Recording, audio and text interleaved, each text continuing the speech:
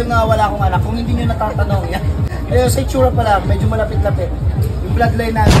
Kung yung ito, iramin mo muna ng Sambales, palit muna tayo si Tatay.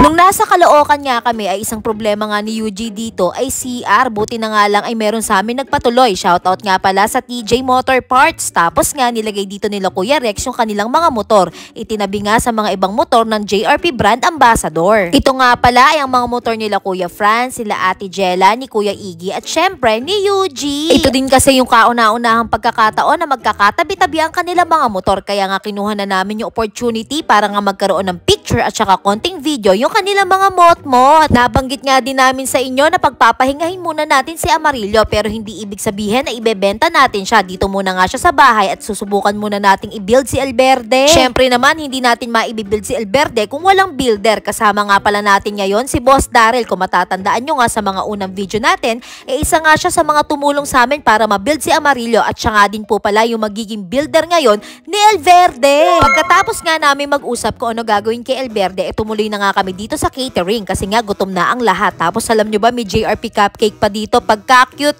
Kaso nga lang sa aking pagbablog ay meron akong nakita. Hindi ko nga alam kung kukuha ba to ng pagkain o ano. Kilala nyo na siguro kung sino to. Pagkatapos na namin kumain, meron daw gustong sumipat kay Amarillo. Walang iba kundi si Boss Juni Boss. At ang sabi nga niya, titingnan nga daw niya kung pasado ba si Amarillo sa kanya. Kayo nga wala akong anak, kung hindi nyo natatanong. Kayo sa itsura pa lang, medyo malapit-lapit.